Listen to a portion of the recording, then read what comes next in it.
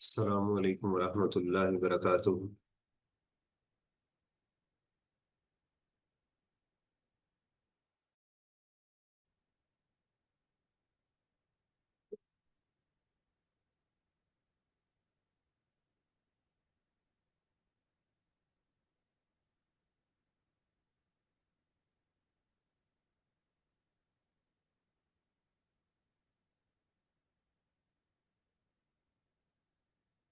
Rabbi इश्रह ली सदरी व यस्सिर ली अमरी वहलुल उक़दतम मिन लिसानी यफ़क़हू क़ौली।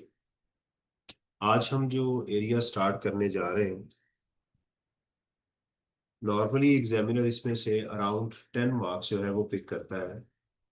कैफ के अंदर भी, फाइनल में भी इस एरिया में वो टेस्ट करता है। बाज़ औक़ात इसकी जो लिवरेज है वो कम होती है, लेकिन नॉर्मली इसकी लिवरेज कितनी, वो टेस्ट करता है। इसके अंदर सीधा क्वेश्चन कम होता है, यानी ये जो एरिया है रिटर्न असेसमेंट और अपील,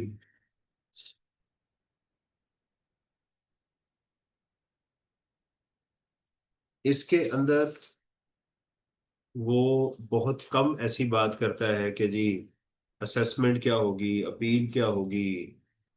नॉर्मली वो एक केस क्रिएट करता है। एक शख्स है जी, उसको नोटिस आया हुआ है, बताएं ये नोटिस वैलिड है। एक शख्स है, उसने रिटर्न फाइल करनी है, उसकी डेट्स बताएं क्या होगी। ठीक है, इस शख्स को नोटिस आया कि रिटर्न फाइल करे, क्या इसको रिटर्न फाइल करना है या नहीं करना। एक शख्स है, उसकी रिटर्न में मसला पैदा हो गया, उसको रिवाइज कब कर सकता है, कैसे कर सकता है अपनी, इस तरह की चीजें जो है उसको वो मिलेंगी। ये एरिया जो है हमें आएगा। अच्छा, इसमें हम करेंगे ये कि सबसे पहले मैं इसकी एक समरी आपको दूंगा, ओवरऑल सारी चीजें आपको बताऊंगा। उसके बाद फिर हम इसके पास पेपर जो है उसकी तरफ वो चलेंगे।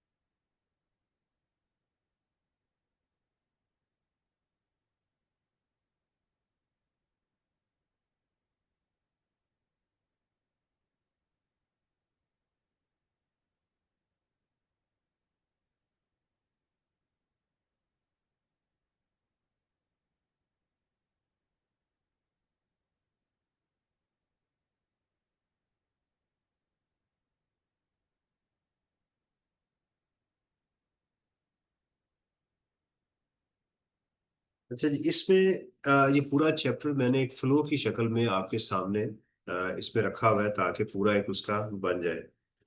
सबसे पहली जो हमारे पास चीज है वो ये है कि क्या एक शख्स रिटर्न फाइल करने के, उसको करनी भी चाहिए या नहीं। Who is required to file tax return, ये पहला सवाल है। If the answer is no, वो उन तमाम कैटेगरीज में जो सेक्शन 114 के अंदर गिवन है, तो उसकी वो टैक्सेबल इनकम भी नहीं है, उसके नाम कोई घर भी नहीं है, वो किसी चैम्बर ऑफ कॉमर्स में रजिस्टर्ड भी नहीं है, ये चीजें नहीं है, तो फिर वो क्या है, हैप्पी। लेकिन हाँ, अभी हमारा एक इशू ये है कि मुझे एटीएल के अंदर आना है, एक्टिव टैक्स पेयर लिस्ट के अंदर आने के लिए लोगों को रिटर्न फाइल करनी पड़ती है, बेशक वो उसके अंदर उनको किसी कैटेगरी में फॉल ना भी कर रहे हैं। अच्छा जी, क्या रिटर्न फाइल करनी चाहिए? Answer is yes, right. और अगर रिटर्न फाइल करनी है तो फिर सवाल पैदा होगा, क्या रिटर्न उसने फाइल कर दी या नहीं की। ये जो रिटर्न फाइल करनी है, इसको कितने टाइम के अंदर आपने फाइल करना है? इसको 31 दिसंबर तक वो कंपनीज रिटर्न फाइल करेंगी जिनका ईयर एंड जनवरी से लेके जून तक होगा, 30 जून तक होगा। बाकी तमाम कंपनीज, हर इंडिविजुअल एओपी जनरल डेट क्या है, 30 सितंबर हो। ओके, फिर हम कहते हैं कि अगर उसको रिटर्न फाइल करनी थी, उसने फाइल कर दी जी, बिल्कुल उसने वो रिटर्न जाके सबमिट कर दी है, यस। रिटर्न इज कंप्लीट और नॉट, फिर देखा जाएगा जो उसने रिटर्न फाइल की है वो कंप्लीट है या नहीं। कंप्लीट रिटर्न से क्या मुराद है, यानी हर चीज हमारे लिए इंपॉर्टेंट है जो प्रिस्क्राइब्ड फॉर्म पे हो। ड्यू डेट में हो, उसके साथ जो चीजें चाहिए थी वो आपने सारी सबमिट की हैं पूरे, यानी लवाजमात के साथ, वेल स्टेटमेंट चाहिए, अकाउंट चाहिए, ड्यूली साइंड है, इसको हम कंप्लीट रिटर्न कहेंगे। अच्छा जी, कंप्लीट रिटर्न है जी, yes. Deem to be assessed, section 120 के अंदर इसको समझा जाएगा। सॉफ्टवेयर खुद ही आपको बता देगा जी ठीक है, जो आपने किया वो ठीक है। यानी जितनी रिटर्न फाइल की जाती है नॉर्मली, वो उनकी असेसमेंट सॉफ्टवेयर खुद कर देता है कि जी ठीक है, मुझे इस पे कोई एतराज है। इसको कहते हैं डीम्ड असेस्ड। ओके। क्या इस रिटर्न को बाद में कभी रिवाइज भी किया जा सकता है? बिल्कुल किया जा सकता है। इस रिटर्न की रिवीजन के 4 क्राइटेरिया लॉ ने हमें बताए हुए, जिसमें आपको पेनल्टी नहीं पड़ती, जिसको कहते हैं वॉलंटियर रिवीजन। वॉलंटरली रिवीजन जो है आपने खुद कर दी, खुद जाकर रिटर्न को रिवाइज कर दिया। उसमें एक शर्त होती है कि आप कमिश्नर की अप्रूवल लेंगे, नंबर 1। नंबर 2 आप क्या करेंगे, रिकॉर्डिंग हो रही है, नंबर 2 आप क्या करेंगे कि आपकी टैक्सेबल इनकम जो है वो ज्यादा हो, या इनकम को बढ़ा रहे हैं, लॉस को कम कर रहे हैं। रिवाइज अकाउंट्स देंगे, रीजन उसकी बताएंगे कि क्यों रिवाइज कर रहे हैं। अगर आप इस रिटर्न को वॉलंटरली रिवाइज कर देंगे तो कोई पेनल्टी नहीं है, और अगर आप ऑडिट के दौरान इसको रिवाइज करेंगे तो इनकम टैक्स में 25% पेनल्टी है, और अगर उन्होंने शो कॉज नोटिस दे दिया तो फिर 50% पेनल्टी है, राइट। सेल्स टैक्स में मेरा ख्याल ये मुख्तलिफ है। सेल्स टैक्स में जो ड्यूरिंग ऑडिट अगर आप करेंगे तो 50% है मेरा ख्याल है। और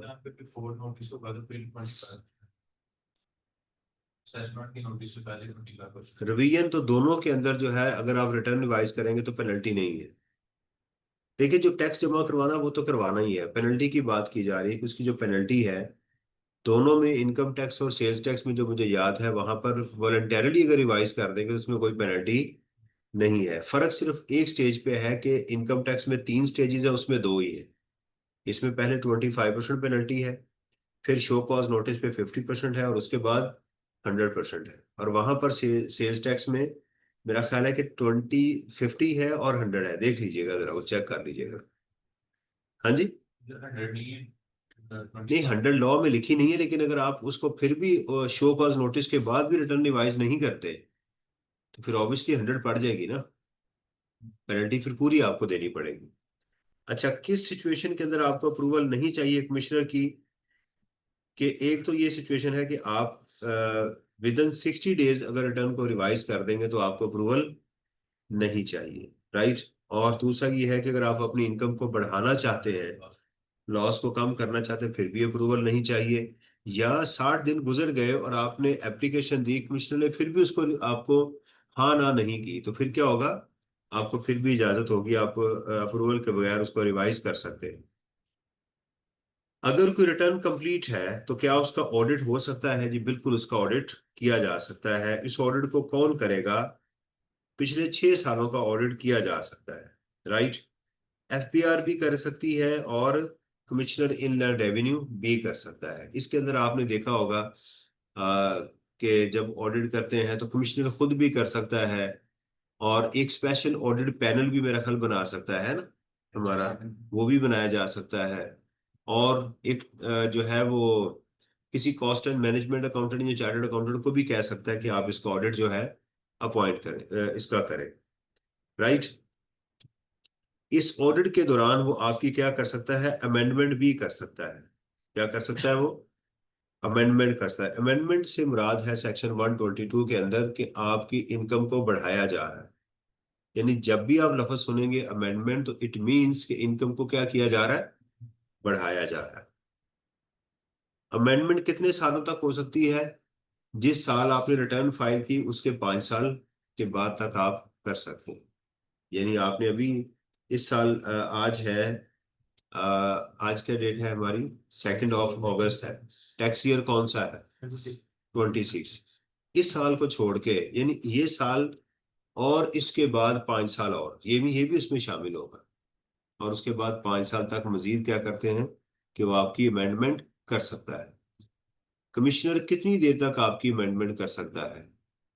राइट, वो जब चाहे आपकी अमेंडमेंट दोबारा, यानी अमेंडमेंट की और फर्दर अमेंडमेंट भी जब चाहे तो वो कर सकता है। ये फर्दर अमेंडमेंट उसको कहते हैं। तो क्या फर्दर अमेंडमेंट के लिए टाइम क्या है? नॉर्मली यही होता है, और 1 साल जो उसने पहली अमेंडमेंट की थी उसके बाद। तो इससे जो हमने कंक्लूड किया था वो ये किया था कि अगर वो पहली अमेंडमेंट आखिरी साल में करेगा तो फिर मजीद 1 साल और मिल जाएगा उसको। ओके, लॉ में ये लिखा हुआ है कि फर्दर अमेंडमेंट का क्या टाइम है? 5 years from the end of the financial year in which assessment was made. यानी जब उसने रिटर्न फाइल कर दी थी तो उसको असेसमेंट समझा जाएगा, उसको डीम्ड असेस्ड ही समझा जाएगा। उसके बाद 5 साल, या पहली अमेंडमेंट के 1 साल मजीद, विच एवर इज लेटर। तो ऑब्वियसली इसका कंक्लूजन यही निकलता है कि जिसने आखिरी साल में, अगर पहली अमेंडमेंट उसने आखिरी साल में की है तो 1 साल उसको और मिल जाएगा, इसके बार बार उसकी अमेंडमेंट नहीं कर सकता। अमेंडमेंट के नोटिस के बाद टैक्स पेयर के पास एक ऑप्शन मौजूद है कि असेसमेंट ओवरसाइट कमेटी में जा सकता है। वो कहे कि जनाब मैं इससे मुतमिन नहीं हूं, मेरा ये फैसला सुना दें। तो इस कमेटी में 122 के अंदर जाके वो इसका फैसला सुना देंगे, तो वो उससे मुतमिन होगा तो उसका फैसला उसके मुताबिक कर दिया जाएगा। अगर वो अमेंडमेंट से मुतमिन है या असेसमेंट ओवरसाइट कमेटी के फैसले से मुतमिन है तो वो टैक्स जमा करवा दे, टैक्स पे करे, तो फिर उसकी जिंदगी में सुकून हो सकता है। अगर वो मुतमिन नहीं है तो किस में चला जाए? अपील में चला जाए। और अपील के अंदर हमने जिसमें डिस्कस की थी, कमिश्नर अपील है, अपैलेट ट्रिब्यूनल है, और हाई कोर्ट है। इसके अंदर हमने डॉक्यूमेंट्स डिस्कस किए थे, अगर आपको याद हो। कमिश्नर अपील कितनी देर में जा सकते हैं आप? 30 डेज में। और अपैलेट ट्रिब्यूनल में उसके 30 डेज। और हाई कोर्ट में कितना टाइम था? देख लीजिएगा मुझे, क्योंकि इसमें चेंज इन्होंने की हुई है, टाइम चेक कर लीजिएगा। इसके अंदर जो इसकी फिर इन्होंने ना लिमिट लगा दी है। अब पैरेलल ट्रिब्यूनल की इन्होंने अब टैक्स पे, टैक्स की लिमिट लगा दी है कि इससे कम टैक्स होगा तो आप ट्रिब्यूनल में नहीं आएंगे। अंडरस्टैंड? मेरा ख्याल 20 मिलियन है, कितना है इसमें मुझे अमाउंट याद नहीं है, ये देख लीजिएगा कि पैरेलल ट्रिब्यूनल के अंदर एक खास अमाउंट इन्होंने बता दी है कि जी इस अमाउंट से कम पे आप नहीं जा सकते। 20 मिलियन है ना? 20 मिलियन होगा तो फिर आप यहाँ जा सकते हैं, अदरवाइज आप यहाँ पर नहीं जा सकते। अच्छा, कमिश्नर और अपैलेट ट्रिब्यूनल, देखें जो ट्रिब्यूनल या कमेटी जब भी होगी तो लॉ लाजमी बताएगा कि कितने लोग होंगे। जब भी कमेटी का लफ्ज आएगा, ट्रिब्यूनल का आएगा, पैनल का लफ्ज आएगा, तो लॉ कंस्ट्रक्शन बताएगा कि इसमें कौन कौन लोग हो सकते हैं। इसके अंदर रट्टा जरा चाहिए होता है आपको, और इसके लिए मैंने एक डॉक्यूमेंट आप लोगों के साथ शेयर भी किया हुआ है। कमिश्नर अपील, उसके बाद ट्रिब्यूनल में जा सकते हैं, हाई कोर्ट में जा सकते हैं, या इसके साथ एडीआर की ऑप्शन भी आपके पास मौजूद है। एडीआरसी, ऑल्टरनेट डिस्प्यूट रेजोल्यूशन कमेटी है जिसके अंदर आप जा सकते हैं। हाई कोर्ट के अंदर डबल स्टेप होता है। हाई कोर्ट में सिर्फ आप इसलिए जाते हैं कि अगर रेफरेंस हो, क्वेश्चन ऑफ लॉ मौजूद हो, तो पहले रेफरेंस एप्लीकेशन दी जाती है कि जनाब मेरे पास मसला जो है वो लॉ की इंटरप्रिटेशन में मसला आ रहा है, लॉ को सही इंटरप्रेट नहीं किया जा रहा। वो पहले एक बेंच बनेगा, वो पहले दो कम से कम उसमें जज होंगे, वो सुनेंगे। अगर ये फैसला हो गया कि इसमें इंटरप्रिटेशन ऑफ लॉ मौजूद है तो फिर आपकी सुनवाई वो होगी। अच्छा जी, अगर रिटर्न जो है वो फाइल आपने करनी थी, नहीं की, तो फिर क्या होगा? अब दोबारा पहली स्टेज पे आ जाते हैं। ये तो थी रिटर्न फाइल करने के बाद आपको ये सारी तकलीफें बर्दाश्त करना पड़ती हैं। ये देखें, अगर रिटर्न फाइल नहीं करनी थी तो फिर आप क्या है? खुश है, ज्यादा कौम खुशी है अल्हम्दुलिल्लाह हमारी। नोटिस बाय द कमिश्नर, फिर आपको कमिश्नर नोटिस दे सकता है, इसका भी टाइम है। I think so it is 180 days from the financial year. अच्छा, जब मैं कहता हूँ फ्रॉम द फाइनेंशियल ईयर तो स्टूडेंट समझता है कि इस साल नहीं हो सकता। नहीं, वो लॉ ने टाइम डिसाइड करने के लिए कहा हुआ है। जैसे आज 2 अगस्त है, राइट? तो आपने इस साल की रिटर्न फाइल करनी थी, इसकी लास्ट डेट क्या होगी? 30 सितंबर। 30 सितंबर तक आपने रिटर्न फाइल करनी थी। तो अभी नहीं कमिश्नर आपको नोटिस भेजा रिटर्न फाइल करो। लेकिन जब ये टाइम गुजर जाएगा, 30 सितंबर का टाइम गुजर गया, डेट एक्सटेंड भी नहीं हुई, और ये साल भी क्लोज हो, यानी उसके बाद आपको नोटिस दे सकता है। कब तक दे सकता है? ये साल भी उसके पास मौजूद है 30 जून का, इसके 180 डेज आगे जाएगा। I think so it is 27 दिसंबर के करीब कहीं बनता है, 28 27 सितंबर दिसंबर बनेगा 30 जून को। यानी टाइम यहीं से शुरू हो जाएगा, जैसे ही रिटर्न लॉक हो जाएगी उसके बाद कमिश्नर आपको नोटिस दे के रिटर्न को फाइल करवा सकता है। कब तक जा सकता है? ये तो पूरा साल है। उस साल के जिस साल में रिटर्न फाइल करनी थी उस साल के वो भी है, उसके बाद मजीद उसके पास 180 डेज भी मौजूद हैं, वो भी आपसे करवा सकता है। और अगर आपने उस नोटिस को कंप्लाई किया और रिटर्न को फाइल कर दिया तो फिर आप इंशाल्लाह इसी चक्कर में आ सकते हैं। नोटिस बाय द कमिश्नर और आपने उसको कंप्लाई नहीं किया तो फिर क्या होगा? कमिश्नर आपकी बेस्ट जजमेंट असेसमेंट भी कर सकता है, राइट। और बेस्ट जजमेंट असेसमेंट क्या होती है? पिछले 5 सालों तक की जा सकती है, इसको 10 सालों तक भी किया जा सकता है। और अगर आपने इस तरह रिटर्न फाइल नहीं की उसका नोटिस भी आपको बेस्ट जजमेंट असेसमेंट, और ये जो रिटर्न ना फाइल करने का नोटिस आपको पिछले 5 साल तक। और अगर आपने उसको कोई भी पिछले 5 सालों में रिटर्न फाइल नहीं की तो फिर 10 साल का नोटिस जा सकता है। लेकिन ये नोटिस उन लोगों के लिए नहीं है जिनके बाहर फॉरेन सोर्स इनकम है या फॉरेन एसेट्स मौजूद हैं, उनके लिए कोई टाइम फ्रेम नहीं है। और आप इसके खिलाफ अपील में भी जा सकते हैं। राइट, रिटर्न इज कंप्लीट और नॉट, अगर ये कंप्लीट नहीं है फिर भी आपको नोटिस दिया जा सकता है। उस सूरत में भी आपकी बेस्ट जजमेंट असेसमेंट की जा सकती है। और इसके अलावा असेसमेंट की डिफरेंट टाइप्स हैं। रिवीजन है, revision by the chief commissioner है। रिवीजन में टैक्स कम किया जाता है, रिवीजन में टैक्स कम होता है। अमेंडमेंट में याद रखें टैक्स बढ़ता है।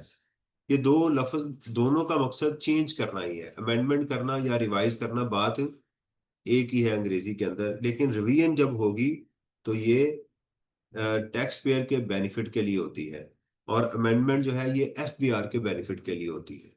Revision by the chief commissioner से क्या मुराद है कि चीफ कमिश्नर जो है, आपको लो रेट सर्टिफिकेट नहीं मिल रहा, एग्जेम्पशन सर्टिफिकेट नहीं मिल रहा।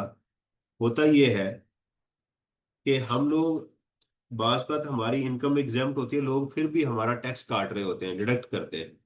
उस सूरत के अंदर लॉ ने हमें ऑप्शन दी है कि कमिश्नर को कहा है कि तुम इसको एक लेटर दे दो।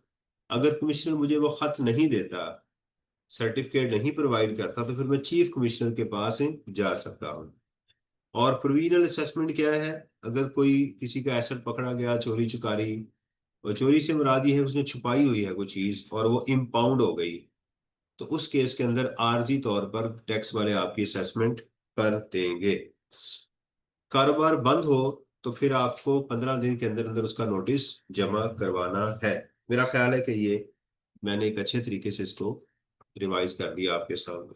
इस ओके, मेटिकुलस है ये एरिया मेटिकुलस है। कल मेरे एक स्टूडेंट ने मुझे कहा कि सर मैंने देखा है पास 2 पेपरों में इसको एरिया को ज्यादा टेस्ट नहीं किया गया, तो मैं क्या करूं? मैंने कहा आपके एग्जाम का मकसद आपको पढ़ाना होता है, आपको टेस्ट करना वो नहीं होता। यानी इस किताब का मकसद जो है, अगर हर बच्चा ईमानदारी के साथ कहे कि मैं याद करूंगा तो आई कैप एग्जाम लेने बंद कर दे। यानी हर शख्स जो है ये हलफ दे कि जनाब मैं जो कुछ करूंगा ठीक करूंगा, मेरा आपसे वादा है। एग्जाम का मकसद आपको एक ही बात होती है कि आप पढ़ें। और अगर आपने एक चीज को सीख लिया है, रिटर्न असेसमेंट और अपील को, और उसमें से एग्जाम नहीं आया, तो एग्जामिनर का मकसद अचीव हो चुका हुआ है। क्या कि आपने इस एरिया को पढ़ लिया हुआ है, वो यही चाहता है। यानी एग्जामिनर का मकसद आपको फेल करना नहीं होता, उसका मकसद होता है वो इसलिए ऑड एरियाज में से जाके चीजें बनाता है ताकि अगले स्टूडेंट को एक मैसेज मिले कि भाई मैंने कोई चीज छोड़ के एग्जाम में नहीं जानी। इसलिए आप देखेंगे वो हो यार ये तो 4 साल बाद आ गया, वेल स्टेटमेंट मैंने बनाई नहीं थी। मैंने आपको शायद एग्जांपल दी थी कि एक बच्चा आया तो उसने बहुत लायक था क्लास का, मुझे चांस नहीं था कि ये फेल होगा। हमें पता चल जाता है कि ये बच्चे पास होने वाले हैं, उनके अंदाजे से पता चल रहा, उनके आने से, टाइमिंग से, बैठने से, उनकी आंखों के अंदर एक चमक होती है। वो जो देख रहे होते हैं पता चल रहा होता है कि ये बच्चा पास होने वाला है। उसने कहा सर मैं फेल हो गया हूँ 45 या 47 के ऊपर। मैंने एक ही सवाल किया, उस क्वेश्चन अटेम्प्ट में वेल स्टेटमेंट का क्वेश्चन आया हुआ था। मैंने कहा वो वेल स्टेटमेंट करके गए थे? कहता नहीं।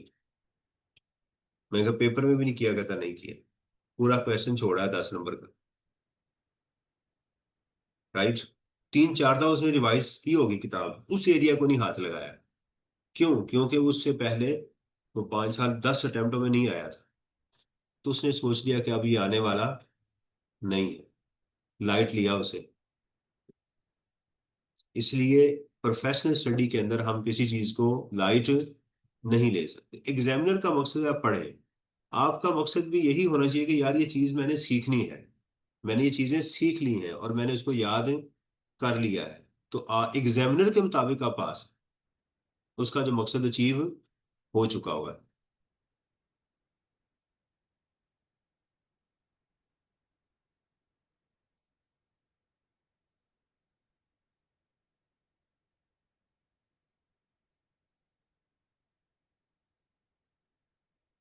चलें जी, इस ओके। ये क्लियर होगी आपको, ये स्लाइड्स गूगल ड्राइव में आप लोगों के साथ शेयर्ड हैं, आप इसको देखना चाहें, ये बड़ी मेहनत से मैंने बनाई है। आई कैप के ये 3 चैप्टर हैं, मैं पहले बता दूं, आई कैप की किताब में इसके ऊपर 3 चैप्टर्स मौजूद हैं, जबकि खालिद साहब ने 1 चैप्टर बनाया हुआ है। तो अगर आप खालिद साहब की एक किताब का 1 चैप्टर करते हैं तो आप 3 चैप्टर कर लेते हैं।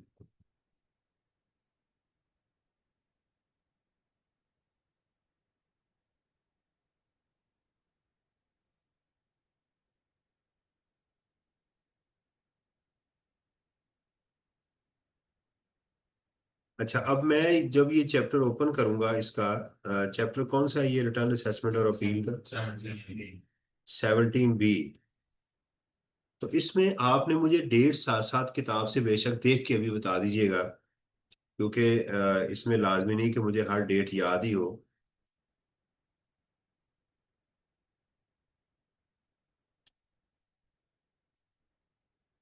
मैं चालाक आदमी में सोल्यूशन भी खोल लेता हूँ ना साथ आके, आप बाद में ना कहें नहीं सर आप गलत कह रहे हैं।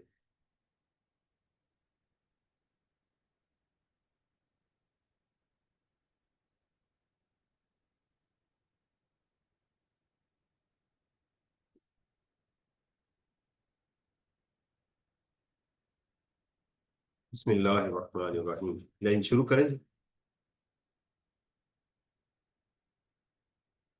मार्च 2023 में ये क्वेश्चन आया हुआ है,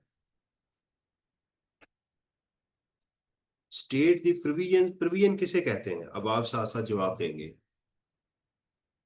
relating to filing of revise return of income by a tax payer. 4 marks का ये क्वेश्चन है, मार्च 2023 में आया हुआ है। पता नहीं मुझे वो क्यों कह रहा था ये तो मार्च का आ गया क्वेश्चन 23 का, कहता था मैंने देखा नहीं है क्वेश्चन। जी, क्या होगा इसका आंसर, क्या होगा? रिवाइज रिटर्न की कथा प्रोविजन बताएं। हम्म। मतलब वो पेनल्टी जो है, अगर कोई पेनल्टी नहीं होगी अगर वो ऑडिट नोट प्लेसमेंट के नोटिस से पहले रिवाइज कर रहा है, तो 25% देखिए, पेनल्टी। ये आप उसकी रिलीफ बता रहे हैं, ये भी उसका हिस्सा है, लेकिन ये आपने रिलीफ बतानी शुरू कर दी है कि रिवाइज रिटर्न में क्या रिलीफ है, किस स्टेज पे ली जा सकती है। इसकी वो 4 कंडीशन बतानी है कि a return may be revise voluntarily by a tax payer, right, without any penalty. वो आप 4 स्टेजेस बता देंगे कि ये कंडीशंस पूरी होनी चाहिए।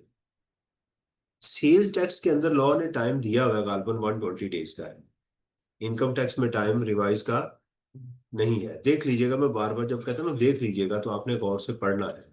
कोई टाइम है कितने दिनों तक आप इतने साल तक रिवाइज करेंगे? नहीं होगा। सेल्स टैक्स में है 120 डेज का, तो चेक कर, जहां पर ऐसा, यानी आप कभी भी रिटर्न को रिवाइज कर सकते हैं। रिटर्न आप खुद भी रिवाइज करते हैं, ड्यूरिंग द टैक्स ऑडिट भी रिवाइज कर सकते हैं, शो कॉज नोटिस के बाद भी रिवाइज कर सकते हैं। ये तीनों स्टेजेस आपके पास हैं, मौजूद है। अब देखें यहाँ पर मार्क्स कितने हैं, सिर्फ 4। इन 4 मार्क्स के लिए आपको इतना लिखना चाहिए एग्जाम के अंदर, अब return may be revise by a tax payer voluntarily without any penalty. However, during the audit, this return may also be revised. अच्छा, अब आपको भूल गया है कि 50% है या 100%, कितनी पेनल्टी थी। ठीक है, तो आप लिख सकते हैं subject to certain amount of penalty. कितनी लिखी हुई है इसमें रिवीजन में? 50% है पहली स्टेज, 25%। ड्यूरिंग ऑडिट 25% है ना, यस। और उसे शो कॉज नोटिस के बाद 50%। यानी ये लाइन शुरू में आप लिख सकते हैं कि रिटर्न रिवाइज की जा सकती है। फिर आप इसमें लिखेंगे how ever the following condition should be complied. Number one, commissioner approval is required. Number two, the taxable income is higher than the taxable income, or the loss is lower than the original loss declared in the result in the case. It is accompanied with the reason of revision, and it is also accompanied with the revised accounts. Okay हाँ, commissioner किसी case में चाहे तो उसको revision को accounts को खत्म कर सकता है। चार कंडीशन आपने वो लिखनी है। तो ये बात आप शुरू में लिख सकते हैं। उसने ये मांगी नहीं है जो आपने शुरू में बयान करनी शुरू कर दी, उसकी थी प्रोविजन बताएं। उसने यहाँ कुछ नहीं बताया कि कौन सी चीज चाहिए, तो आपको ये चार चीजें लिखनी है। बार बार मैं आपको एक चीज बता रहा हूं कि एक स्टूडेंट जिसको पेपर आता है वो लाजमी नहीं कि पास हो जाए। उसकी वजह यह है कि जो सवाल मांगा गया है, जैसे मांगा गया है, आपके पास नॉलेज होना एक अलग चीज है। नॉलेज होना ये रिक्वायरमेंट है ए। बी रिक्वायरमेंट है how to produce that knowledge. क्या ये बच्चा इस नॉलेज को प्रोड्यूस भी कर सकता है, ये उसकी बी रिक्वायरमेंट है। तो बाज लोगों के पास नॉलेज बहुत होता है लेकिन उसको वो प्रोड्यूस नहीं कर पाते, फिर वो परेशान होते हैं। सीए में सबसे बड़ी जो निकलने वाली जगह वो ये वाली है, बी पार्ट। क्योंकि ये बच्चा कहता है यार मुझे आता है, मुझे फेल क्यों किया गया, मुझे क्यों निकाला। ये सवाल फिर जो है, पता ना, एक बंदे ने किया था पाकिस्तान में कि मुझे क्यों निकाला। तो फिर ये सवाल जो होता है ना, ये बहुत तकलीफ दे होता है। क्योंकि वो कह रहा है मैंने अपनी तैयारी की है, मैंने मेहनत की है, मुझे रिवॉर्ड नहीं मिला। उसकी वजह क्या थी कि उसको वो आंसर नहीं देना आ रहा। ये एकेडमिक्स नहीं है, ये प्रोफेशनल क्वालिफिकेशन है। अच्छा जी, आगे देखिएगा रिक्वायर्ड में मार्च 2023 में, under the provision of income tax advice assurance and company in respect of the following matters. Cases eligible for settlement through ADR mechanism. वो कौन से केसेस हैं जो एडीआर के थ्रू मैकेनिज्म में जा सकते हैं? क्या हर केस में आप एडीआर में जा सकते हैं? कौन से केसेस हैं?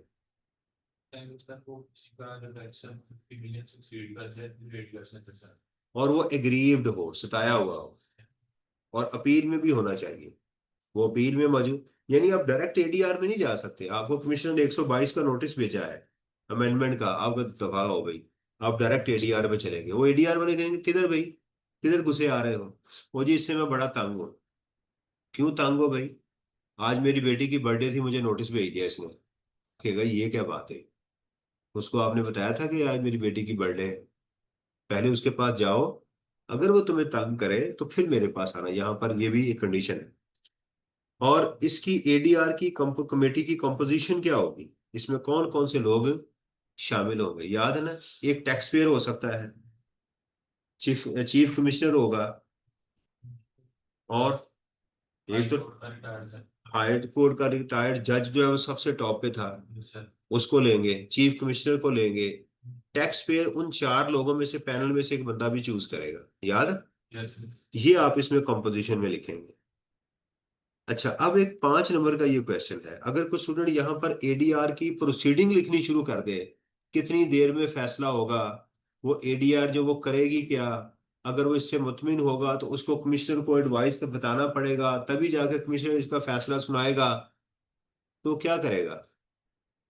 एग्जामिनर फर्ज करें यहाँ से उसको 5 मार्क्स पूरे के पूरे भी दे, वो पूरा एडीआरसी लिखाता है, एग्जामिनर पहला समझेगा कि बेवकूफ आदमी।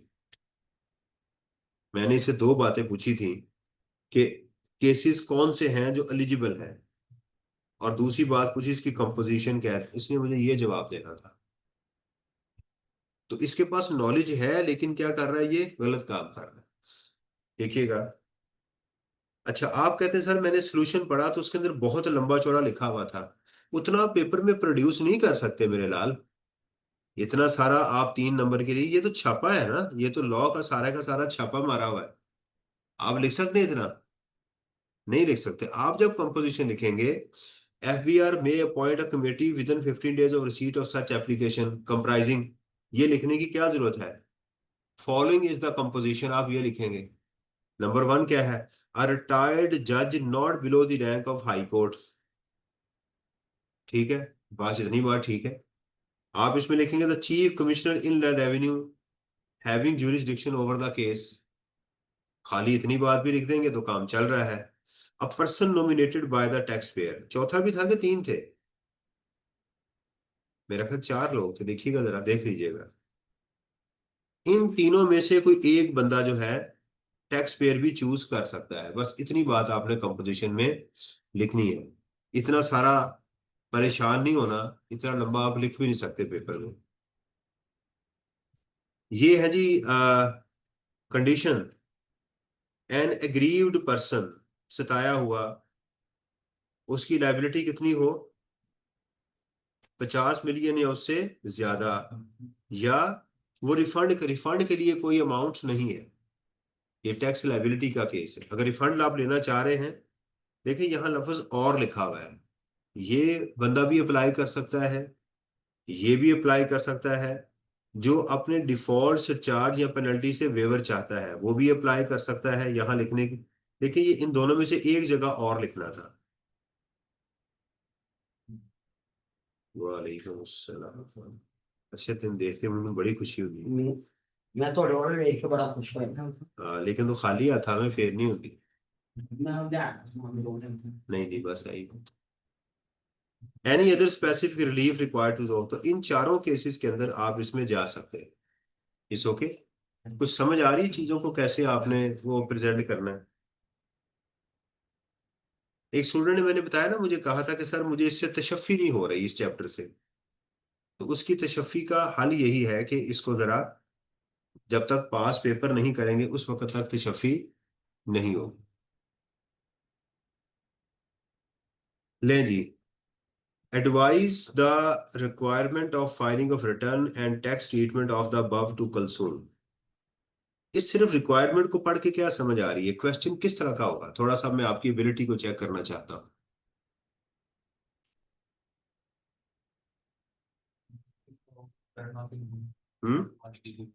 जी,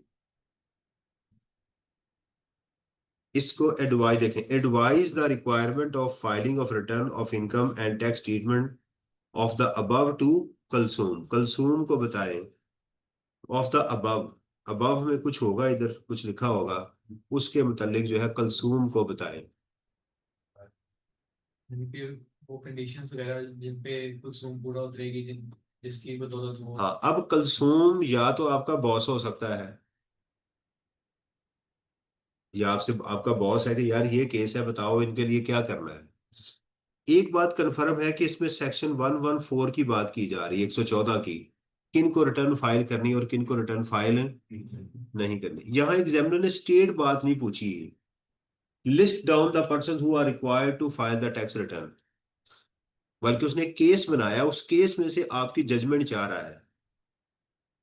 एक चीज और बता चुका हूं, अगर कंडीशन बता दी जाए तो फिर आपका आंसर यस नो होता है, और अगर विदाउट कंडीशन के बगैर बात की जाए तो आपका रिप्लाई जो होगा वो विद कंडीशन भी होगा और विदाउट कंडीशन भी।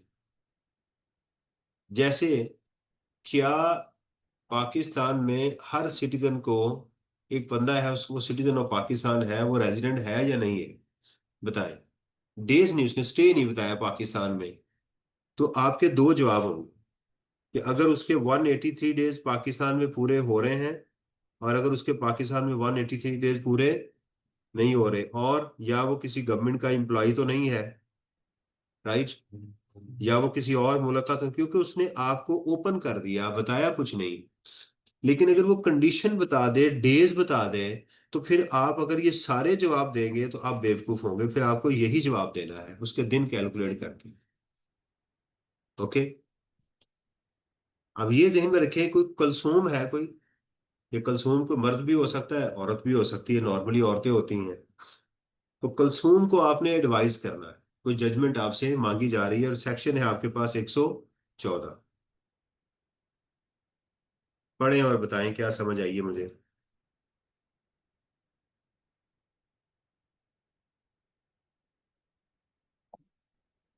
अपनी एनालिटिकल एबिलिटी अप्लाई करें जरा।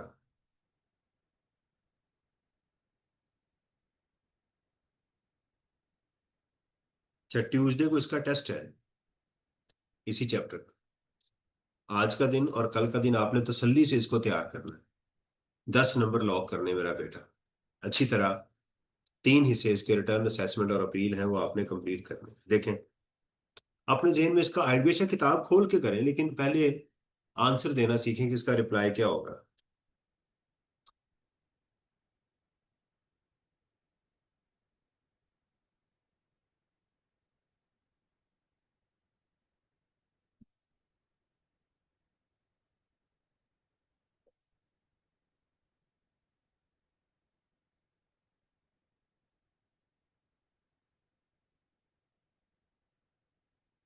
पढ़ लिया? हम्म, चलें इसको शुरू करते हैं। On 1 July X2 consume a window. जिस चीज को हाईलाइट करना मुझे बताते जाइएगा। विडो क्यों? क्योंकि ये लफ्ज सेक्शन 114 में इस्तेमाल हुआ है। विडो के लिए क्या है, एक्सेप्शन मौजूद है। गाड़ी, घर, प्लॉट और फ्लैट जो है, उसके लिए उस वजह से इसको रिटर्न फाइल नहीं करते। कौन थे? 3 लोग थे, बेवा, यतीम, डिसेबल। सही। यानी 2 सूरतों में मर्द फौत हो चुका है। बेटा है तो उसका बाप, औरत है तो उसका शोहर। यानी मर्द की कितनी अहमियत बताई गई है कि अगर फौत हो जाए तो तुम्हें ये फायदा होगा। Established an online garment retail business and employs various e-commerce platform to market a diverse range of garment. Diverse कहते हैं variety, diversity. Pakistan has a diverse landscape. ये लफ्ज क्या बोला मैं? पाकिस्तान की जो सतह जमीन है ये डाइवर्स है। इसमें पहाड़ भी हैं, इसके अंदर मैदानी इलाके भी हैं, इसमें बर्फीले इलाके भी हैं, इसमें रेगिस्तान भी हैं। तो लैंडस्केप क्या है? डाइवर्स है। तो डाइवर्स क्या है? वैरायटी है। सऊदीया की लैंडस्केप डाइवर्स नहीं है, उसमें रेगिस्तान ही रेगिस्तान है। राइट। हमारे अंदर क्या है? डाइवर्सिटी पाई जाती है। अल्लाह ताला ने हमें ये सारी चीजें दी हैं। पहाड़ भी हमारे पास, तकरीबन दुनिया की वो तमाम चीजें मौजूद हैं जो किसी एक खिते में होनी चाहिए। इतनी जबरदस्त जमीन। यहाँ तेल तो निकल आया, अभी पता चला हमें कल परसों के, पाकिस्तान में तेल भी बहुत है, मिनरल्स भी बहुत है, ग्लेशियर्स बहुत बड़े हैं, पानी भी है। लैंड लॉक्ड कंट्री नहीं है। इसके साथ वो भी लगती हैं। इसके बीच ही बीच तो नहीं है, खैर इसमें कोई शोर है इसके अंदर, समंदर है इसका, सब कुछ है। तो क्या नहीं है? To customers throughout Pakistan, she operates the business from her residential। ये कोई चीज। During the years the sale from online business is 6 million and total expenditure during her personal expenses were this। At the year end her sole asset consisted of 1300 cc personal car, 800,000 cash on hand। इसको advice करें कि इसको return file करनी है या नहीं करनी, बताएं। कैश की तो कोई रिक्वायरमेंट है ही नहीं ना, ये है रिक्वायरमेंट, लेकिन ये विडो के लिए डिस्पेंस है। जवाब क्या देंगे? मुझे जवाब बताएं।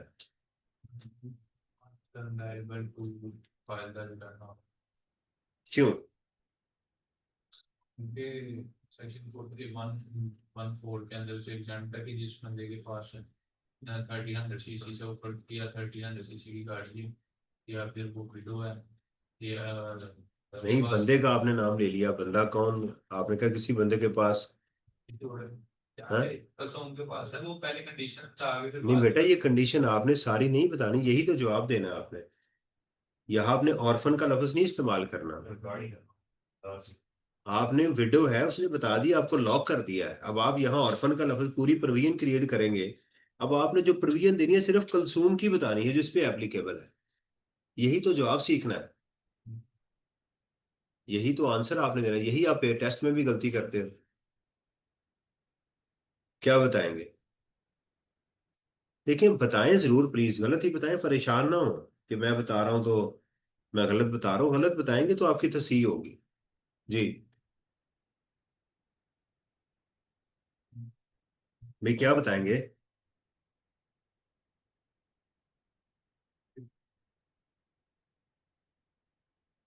फाइल करनी है वीडियो। हाँ, वीडियो है तो उसको रिटर्न फाइल नहीं करनी, बस ये जवाब होगा।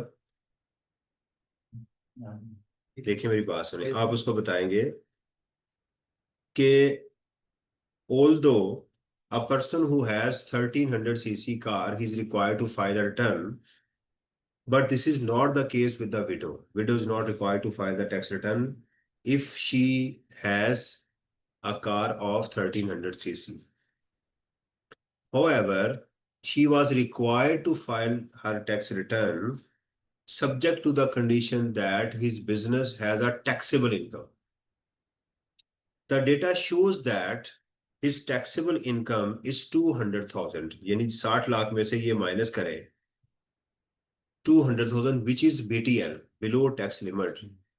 So she is not required to file tax return, right, with respect to the car or with respect to the business. दोनों में वो रिटर्न फाइल करने उसको नहीं चाहिए। क्या मुझे बाकी कंडीशन बतानी चाहिए? नहीं, बस इतनी बात बतानी है कि मुझे जो आपने बात ये कही है इसकी तो बात करने की भी जरूरत नहीं है, बस इसका बताएं। दो चीजें लॉ ने कही थी रिटर्न, एक तो उसकी टैक्सेबल इनकम हो, वो है नहीं, दूसरा गाड़ी है उसके लिए भी वो जरूरी नहीं है, इतनी बात करें। जो बच्चा भी बहुत ज्यादा लिखने की कोशिश करेगा उससे पेपर नहीं होगा, वो पेपर छोड़ के आएगा, पहले मैं बता दूं। अगर उसकी स्पीड नहीं है तो पेपर में ये प्रॉब्लम क्रिएट करेगा। ये बताइएगा जी, 3 नंबर का, सितंबर 2022 में आया है।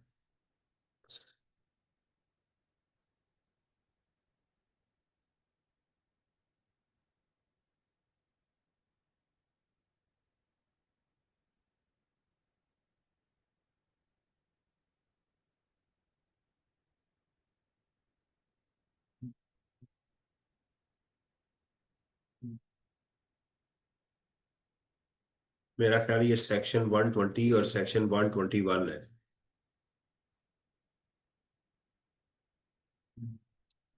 बताएं भी क्या होगा। नॉर्मल असेसमेंट, जिसको मैंने डीम्ड असेसमेंट या सेल्फ असेसमेंट भी कहते हैं। नॉर्मल असेसमेंट का दूसरा नाम क्या है? सेल्फ असेसमेंट भी कहते हैं। नॉर्मल असेसमेंट क्या है? नंबर आपने जहन में रखने हैं बेटा, दो चीजें पूछी, इतना लंबा लिखोगे। नॉर्मल असेसमेंट क्या है सोचिए, नहीं सोच लिया आपने? क्या लिखोगे, चलें बताएं। 3 नंबर का सवाल है, दो चीजें आपने लिखनी है, ये 5 नंबर के अंदर ये कंक्लूड करना आपने एग्जाम के अंदर लिखते हुए। अभी नहीं, अभी नहीं, 5 मिनट ले लेने मेरे। हम्म आप लिखेंगे if a return is complete it deem to be assessed which is called normal assessment. बस, अगर कोई रिटर्न कंप्लीट है तो it deemed to be assessed and this is called normal assessment. बस, फिर आप दूसरी हेडिंग देंगे best judgement assessment.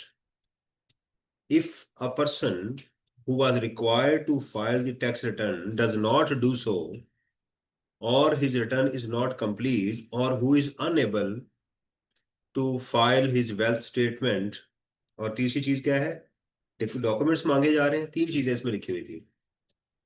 or any documents required by the tax authorities and he fails to do so, a best judgment assessment may be framed against that person. बस, कितना brief जवाब दिया आपने। 3 नंबर का उसने पूछा, मैंने कहा जो कंप्लीट रिटर्न आप फाइल करेंगे उसको नॉर्मल असेसमेंट समझा जाएगा। और अगर आप रिटर्न फाइल नहीं करेंगे, और अगर आप रिटर्न, आपसे वेल्थ स्टेटमेंट फाइल नहीं कर रहे हैं, आपसे कुछ डॉक्यूमेंट्स मांगे जा रहे हैं वो नहीं दे रहे, तो कमिश्नर आपके खिलाफ बेस्ट बेस्ट जजमेंट असेसमेंट कर सकता है। ना मैंने टाइम की बात की कितने सालों के लिए करेगा, उसके ऑर्डर में क्या लिखा होगा, क्योंकि 1.5 नंबर उसने मुझे देना है। तो जैसा मुंह वैसी चपेड़। अब इतनी बात लिख के मैं कंक्लूड करूंगा, दैट्स इट, आगे चला जाऊंगा।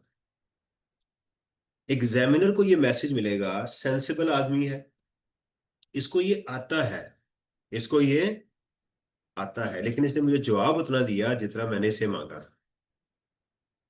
और अगर आप यहां पर बेस्ट जजमेंट असेसमेंट को बगैर नंबर देखे आप करके आएंगे तो आपका पेपर खराब होगा।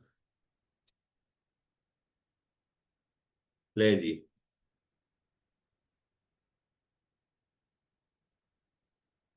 ये देखिएगा,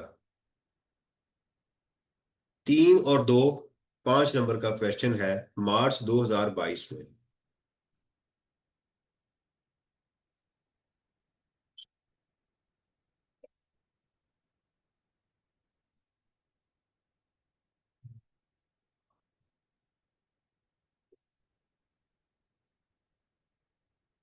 देखें जरा,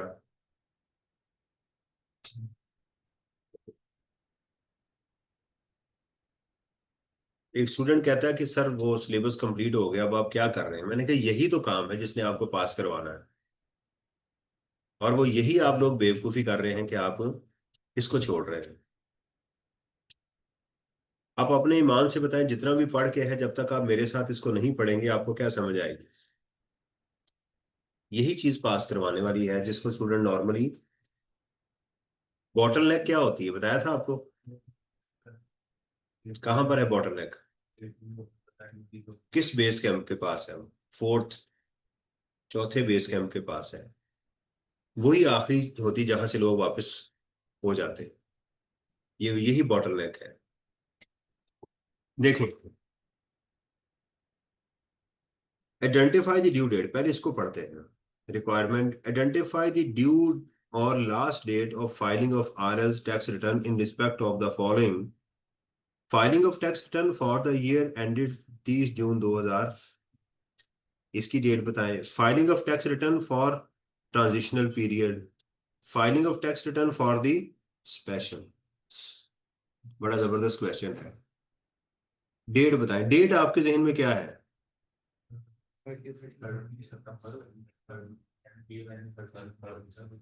और 31 यही है ना।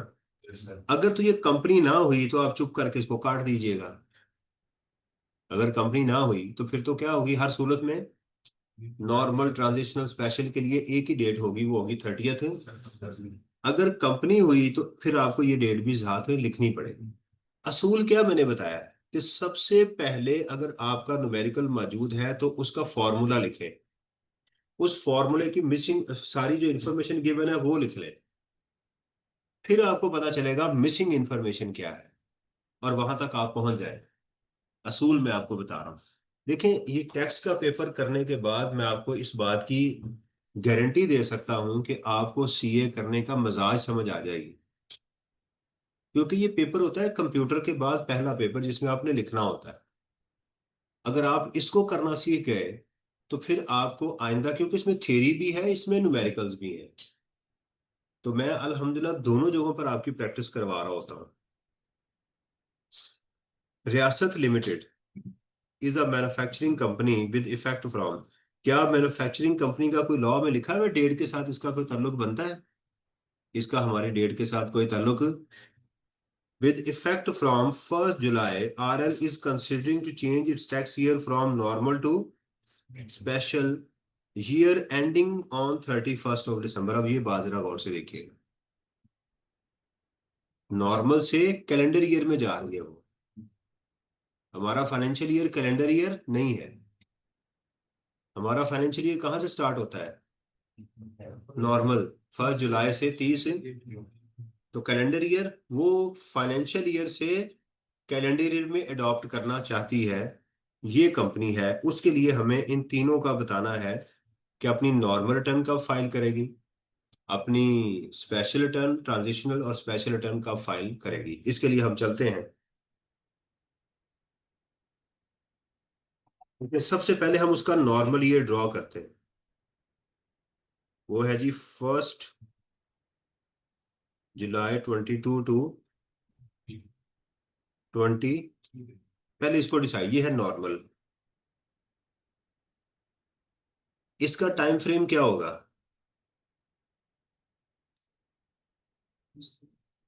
ये दिसंबर है, 31 दिसंबर है, तो इसके लिए इसकी डेट बनेगी 31 दिसंबर 23, इसकी लास्ट डेट ये बनती है।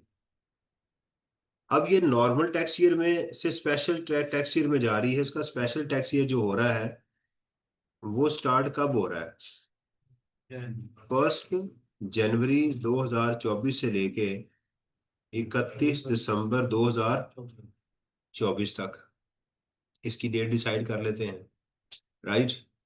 वो कंपनीज, अच्छा ये इसका पहले जो 6 माह में जनवरी से लेके जून तक जो कंपनीज होंगी ये उसमें फॉल नहीं कर रही है डेट, ये कंपनी है ना, लेकिन ये इसमें स्पेशल केस में फॉल नहीं कर रही, तो ये क्या है? यानी हमें सिर्फ 6 कंपनी के लिए ये 6 माह देखने, कहीं यहां तो उसका टैक्स ईयर फॉल तो नहीं कर रहा, नहीं कर रहा, तो इसकी डेट क्या होगी? 30 सितंबर 2025। ये क्लियर होगी बात? अब आगे चलते हैं, इसका दरमियान में एक ट्रांजिशनल पीरियड बना हुआ है ये वाला, वो कहां से शुरू हो रहा है? 1 जुलाई 2023 से लेके 31 दिसंबर 2023 तक, तो ये भी स्पेशल केस नहीं है। हमने ये डेट देखनी है ना कंपनी की कि ये कहाँ फॉल कर रही है, कहीं ये जनवरी से लेके जून में तो फॉल नहीं कर रही किसी डेट में, यहाँ फॉल, तो इसके लिए भी क्या डेट होगी? 30 सितंबर, इसके बाद कब आ रही है? 2024। ये 3 जवाब थे इसके, नोट कर लें जरा। तो इसमें एग्जामिनर ने सेक्शन 74 और आपसे जो है वो रिटर्न फाइल करने के दोनों चीजें उसने आपसे पूछ ली, कि जिस स्टूडेंट को यही नहीं समझ आएगी कि ये नॉर्मल, स्पेशल और ट्रांजिशनल टैक्स ईयर है क्या, तो अगले का जवाब ही नहीं दे सकता। ट्रांजिशनल पीरियड कहाँ से स्टार्ट हो रहा है? 1 जुलाई से लेके 23 से 31 दिसंबर 2023 तक, 6 माह का है ना ये, यही है ना। तो डेट कंपनी के लिए हमेशा उसकी बैलेंस शीट डेट देखी जाएगी, अगर बैलेंस शीट डेट जो है उसकी जनवरी से लेके जून इसके दौरान होगी तो उसके लिए 31 दिसंबर होगा, वरना तो हर केस में क्या होगा? 30 सितंबर होगा। तो इसकी रिटर्न कब जाएगी? 30 सितंबर में, तो आगे 30 सितंबर कब आ रहा है? 24 में, जो भी नेक्स्ट डेट बनेगी। तो बाकी सबके लिए वो एक या बाकी सिर्फ वो कंपनी जिसका ईयर एंड जनवरी में कहीं या 30 जून के दरमियान कहीं क्लोज हो रहा है ना, उसके लिए ये होगी। जैसे ये पहले वाला केस था, ये ये जून में क्लोज हो रही थी ना, तो इसके लिए दिसंबर था। बाकी इन दोनों केसेस के अंदर यहां पर भी और यहां पर भी ये नॉर्मल है, इनकी डेट 30 सितंबर ही होगी। ओके,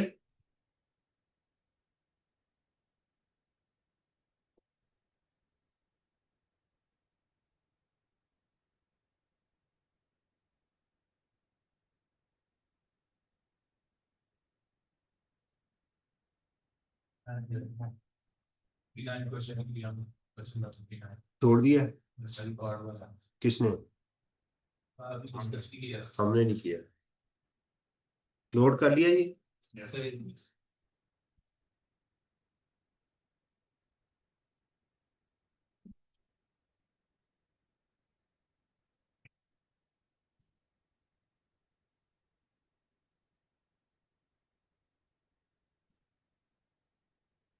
मैं बार बार आपको बता रहा हूँ कि ये चीजें मुझे भी भूल जाती हैं। जाहिर बात है, हम जब टैक्स में काम करते हैं फर्म्स के अंदर, तो हमें भी बार बार ऑर्डिनेंस खोलना पड़ता है। तो मैंने जब सीए किया था मैंने ये चीजें याद की थी उस वक्त। जाहिर बात है, जैसे आप लोग जवान हैं, आपकी मेमोरी और मेरी मेमोरी में फर्क है। आपकी मेमोरी अभी नए वाली है, आपके पास ज्यादा ताकत है, आप उसको स्टोर कर सकते हो। अगर कोई स्टूडेंट यहाँ ये तो नहीं लिख सकता है as per requirement of the income tax ordinance, वो ये भी फाइल करेगा एज पर द रिक्वायरमेंट और एज पर द रिक्वायरमेंट। यहाँ तो नहीं किया क्योंकि अब तो डेट पूछ रहा है ना वो। ट्रांजिशनल जो होगा पीरियड वो फर्स्ट जनवरी से 30 जून तक होगा, तब उसका भी वही एक ही होगा ना, नॉर्मल वाला 31 दिसंबर। नहीं ये ट्रांजिशनल बेटा ये चल रहा है उसका। नहीं, अगर अगर चेंज हो, अगर फर्स्ट जनवरी से 30 जून हो ट्रांजिशन पीरियड। स्पेशल से आप उसमें फाइनेंशियल। नहीं अभी इसको कर लेना फिर वो मिक्सिंग होगी।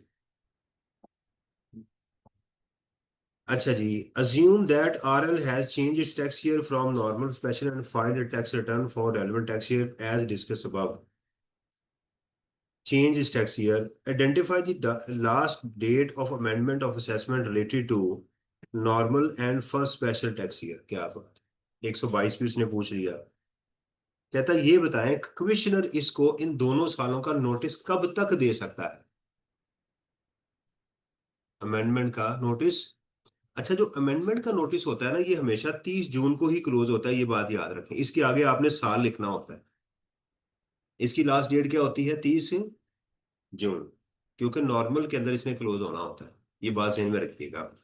अब दोबारा चलते हैं।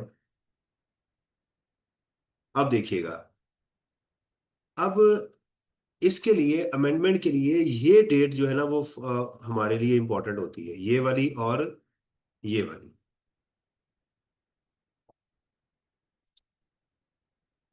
अमेंडमेंट के लिए कौन सी डेट इंपॉर्टेंट होती है कि उसने रिटर्न कब फाइल की थी।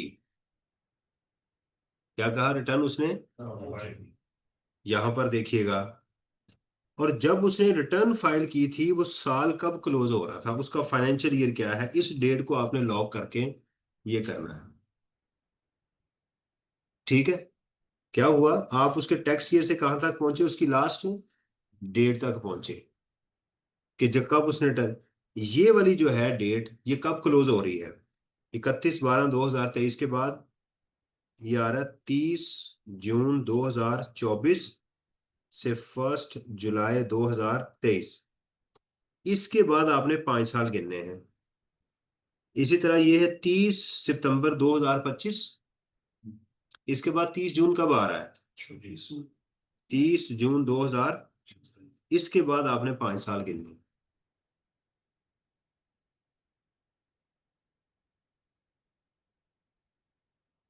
ओके, क्योंकि लॉ कहता है अमेंडमेंट कब तक की जा सकती है, जिस फाइनेंशियल ईयर में आपने रिटर्न फाइल की वो साल भी मौजूद है, ये नहीं कि उसको नहीं निकालना, वो साल भी है, उससे मजीद आगे 5 साल भी हैं। अब ये क्या हो जाएगा 24, अब आ जाए 25, 26, 27, 28, तो हम कहेंगे 30 जून 2029 तक। तो इस टैक्स ईयर की कमिश्नर जो अमेंडमेंट कर सकता है मैक्सिमम वो 30 जून 2029 तक कर सकता है। और ये सर जो क्वेश्चन दिया वो सर्टिफिकेट तक की है, मतलब वो जो साल खत्म हो रहा है उससे आगे 5 साल लिए हमने, तो उससे आगे 5 साल लेने हैं ना। जब रिटर्न फाइल की है ना उससे मतलब वो डाल भी 5 साल 2.5 साल है। नहीं फिर गलत है, क्योंकि इस फाइनेंशियल ईयर के बाद 5 साल लेने हैं। 21 से 22 से 21 से स्टार्ट किया एक मिनट ठहरिएगा। First week. अच्छा अच्छा, नहीं नहीं वो फिर पता क्या मैं गलत कर रहा हूँ, उन्होंने कहा कि उसका जो नॉर्मल टैक्स ईयर है, अच्छा मैं यहाँ भी गलती कर रहा हूँ, मैं ये सारी जगह गलती ये है। वो कह रहा है कि filing of tax return for 2022, तो मैंने क्या ले लिया भाई यहाँ पर, मैंने 23, ये डेट मैंने गलत की। ये एग्जामिनर की रिक्वायरमेंट थी 30 जून 2022 का बताओ, मैंने गलती से 23 ले लिया हुआ है, मेरे पढ़ने में गलती हुई है। तो अगर 22 लेंगे तो 22 के बाद यहाँ पर क्या होगा 23, तो फिर तो 28 तक ही आप जाएंगे ना। चले खुद ही केस स्टडी बन गए, मैंने ना कुब्बे नत भी तो कुब्ब निकल आया। अगर 22 हो तो ये होगा, 23 होगा तो ये होगा, सही है। हम सही जा रहे हैं, खालिद साहब भी ठीक है, हम भी ठीक है, क्योंकि उनका टैक्स ईयर है 22, हमारा टैक्स ईयर है 23। तो यहां से चले 26, 27, 28, 29, 30, 30 जून 31, ये बनती है इसे। दोबारा मैं आपको बता दूं, पहले उसने आपसे सेक्शन 74 के ऊपर बात की कि क्या स्टूडेंट को इस पर पता है कि नॉर्मल, स्पेशल और ट्रांजिशनल टैक्स ईयर क्या होता है, वो बना लिया। फिर उसने पूछा इसकी last filing of last date बताओ। तो हमने चूंकि कंपनी थी, उसके लिए हमने उसकी 3 डेट्स जो है वो बताई यहाँ पर। पहले हमने कहा कि इसकी लास्ट डेट ये है, इसकी लास्ट डेट ये है, और इसकी लास्ट डेट ये हमने आइडेंटिफाई कर ली। फिर उसने कहा कि नॉर्मल और स्पेशल का मुझे ये बताओ कि नॉर्मल और स्पेशल की कब तक कमिश्नर अमेंडमेंट कर सकता है। तो उसकी डेट हमने हमने उसके लिए क्या किया कि हमने उसके लिए उसकी सबसे पहले फाइनेंशियल ईयर तक गए जिसमें उसने रिटर्न फाइल की थी, यहां पर भी और यहां पर भी। इससे आगे हम उसके 5 साल चले गए, यहां पर भी इससे आगे हम उसके, तो 30 जून तक हमने कहा ये होगी। क्लियर? कौन सा छोड़ गए हम? अच्छा जी, ये एक क्वेश्चन है इसमें। Under the provision of income tax rules list the additional record which are required to be kept by a sole proprietor whose business income exceed 500,000 as compared to a sole proprietor whose business income is up to। ये कहीं पढ़ा है हमने ये कोई पुराना शायद law में ऐसा हो। इसका जवाब क्या दिया है 59 का खालिद साहब ने?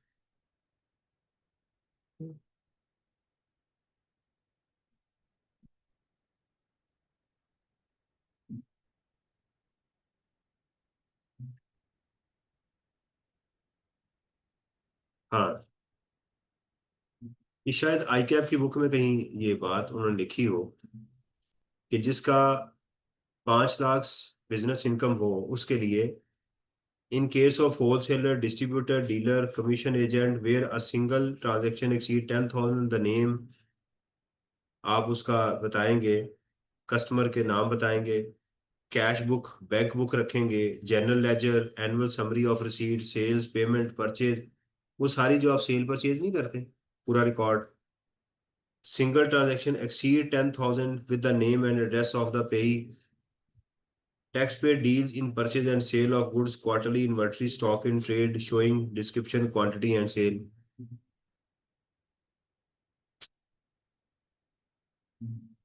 ये चीजें याद करने वाली हैं। इसमें आपको हो सकता है कि एग्जाम में कुछ चीजें ना भूल भी जाए, तो 3-4 भी लिख देंगे, इंशाल्लाह गुजारा हो जाएगा इसके अंदर।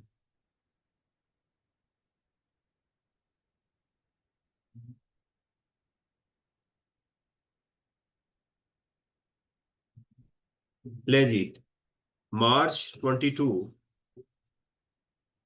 explain the sectoral benchmark ratio, also explain the circumstances in which a commissioner shall determine taxable income on the basis of sectoral benchmark ratio। Sectoral benchmark ratio क्या होती है?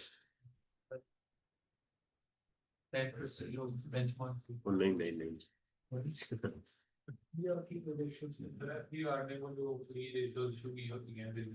ये मेरा ख्याल है बेस्ट जजमेंट असेसमेंट में ये यूज करता है इसको।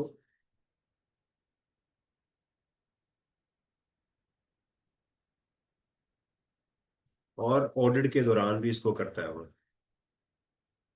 यानी जब कोई अथेंटिकेट इंफॉर्मेशन मेरे पास मौजूद ना हो, तो सेक्टोरल, उस सेक्टर की बेंचमार्क, मैं उसको बेंचमार्क करता हूं।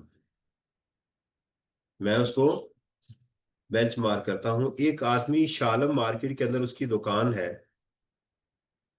वो मुझे इंफॉर्मेशन प्रोवाइड नहीं कर रहा, तो मैं उसकी बेस के ऊपर एक और ऐसे आदमी को जिसका डेटा मेरे पास मौजूद है, मैं उसको कंपेयर करके कहता हूं कि तुम्हारा उसके मुताबिक चीजें मिलती जुलती हैं, नंबर ऑफ एम्प्लॉयज, कैपिटल, आपका ये सारी चीजें मिलती हैं, लिहाजा उसकी इतनी इनकम है, तुम्हारी भी इतनी इनकम होगी। कंप्रेसिडेंट बनाना किसी को, इसके लिए लॉ ने अपनी खुद कुछ रेशोज भी बताई हुई, जीपी रेशो वगैरह, ठीक है, डेट इक्विटी रेशोज, मुख्तलिफ रेशो जो है लॉ ने बताई हैं कि इस सेक्टर के अंदर इतना कैपिटल होगा तो ये जीपी रेशो होगी, इस सेक्टर के अंदर ये होगा तो इतनी रेशोज वो मौजूद होगी। ताकि उस खाने में वो जो बंदा लेकिन ये कब होता है? सेक्टोरल बेंचमार्क रेशो उस वक्त अप्लाई की जाती है when you do not give the information to the tax department and department is required to compute or assess your taxable income and tax liability। फिर ये करता है, यानी रेशोज क्या है? सेक्टोरल बेंचमार्क रेशोज कि आपकी एक असेसमेंट फ्रेम करके दी गई है कि इस लेवल का बंदा इतनी जो है वो इनकम कमा रहा होगा। मिसाल के तौर पे जैसे कोई चार्टर्ड अकाउंटेंट आपके जहन में आए तो आपके जहन में कभी नहीं आएगा कि 1 लाख रुपए से कम कमा रहा होगा, कभी आपके जहन में ये बात नहीं आएगी। तो ये आपने बेंचमार्क रखा हुआ है, यानी मिनिमम थ्रेशोल्ड जिसको कहते हैं ना, वो सेट किया हुआ है। तो ये 3 नंबर का है। दो बातों का आपने जवाब देना है। सेक्टोरल बेंचमार्क रेशो क्या है, इसकी डेफिनेशन गिवन है। और देख लीजिएगा, मेरा ख्याल 2 जगहों पर लॉ ने ये बात की है कि इन जगहों पर कमिश्नर इस रेशो से हेल्प लेगा किसी शख्स की। ये टूल है, किस लिए है ये टूल? किसी की इनकम, उसकी टैक्स लायबिलिटी को डिटरमिन करने के लिए। क्वेश्चन नंबर 55 है जी। State the condition which one must comply with filing of valid revise return.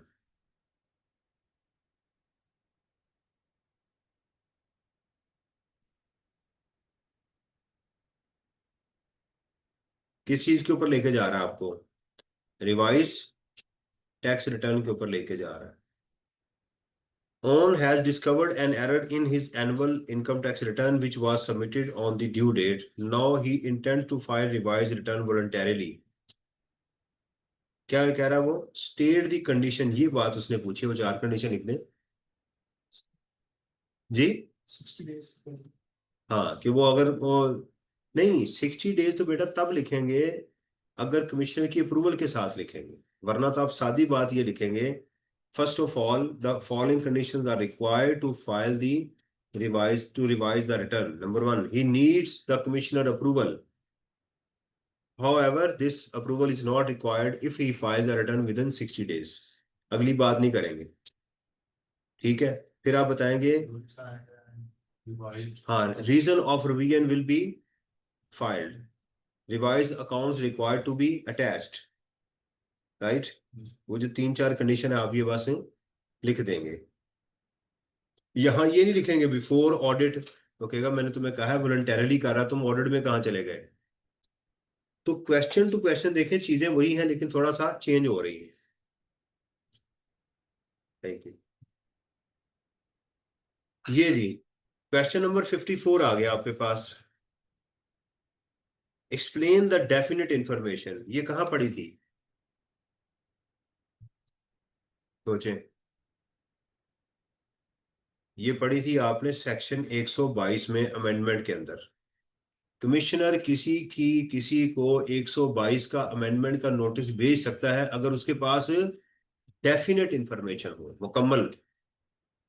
शक की बिना के ऊपर 122 का नोटिस नहीं दिया जा सकता। अमेंडमेंट में क्या होता है? टैक्स को बढ़ाया जाता है। तो डेफिनेट इंफॉर्मेशन किसकी होनी चाहिए? उसकी सेल की, उसकी परचेज की, उसके एक्सपेंडिचर की, या उसके एसेट्स की। कि जनाब तुमने सेल की है, तुम बता नहीं रहे हो। तुमने इतना एक्सपेंस किया, तुम बता नहीं रहे हो। तुमने घर खरीदा है, बता। इसको कहते हैं डेफिनेट इंफॉर्मेशन।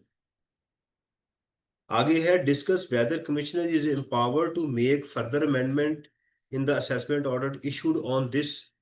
7 नंबर का वो पूछ रहा है, क्या वो फर्दर अमेंडमेंट उसकी कर सकता है?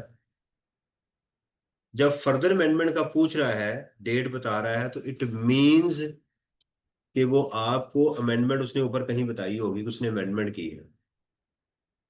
फर्दर अमेंडमेंट तभी करेगा ना अगर उसने पहली अमेंडमेंट कर दी हुई है। ओके, देखिए मैं जो पढ़ा रहा हूं ना, आपकी आंखें मुझे बता रही हैं कि आप उस पेस को फॉलो नहीं कर पा रहे। इससे परेशान नहीं होना। हमारा दिमाग बहुत स्पेशलाइज्ड किस्म का इंस्ट्रूमेंट है। आप जो सुन रहे हैं ना, ये इसको बैक एंड पे लेके जा रहा है। जब आप दोबारा इसको पढ़ेंगे ना, तो आपको ये क्वेश्चन लेके जाएंगे कि मैंने तैयारी ऐसे करनी है। एक है आप तैयारी अच्छी करके आए हैं, तैयारी अच्छी करके आए हैं, और फिर उसके बाद आप एग्जाम को फोकस कर रहे हैं। एक है रिवर्स की, आप अब आपने पढ़ा उसको कैजुअल है, अब आप आ गए एग्जाम के ऊपर और आपको फ्यूचर नजर आना शुरू हो गया है। अब आप वापस जब जाएंगे तो आपकी प्रेपरेशन का स्टाइल बदल जाएगा कि यार इस तरह के क्वेश्चन आते हैं, इसमें तो एक एक लाइन बड़ी इंपॉर्टेंट है, मुझे ध्यान से पढ़ना है इसे। ओके, ये चीजें फिर भूलेंगी।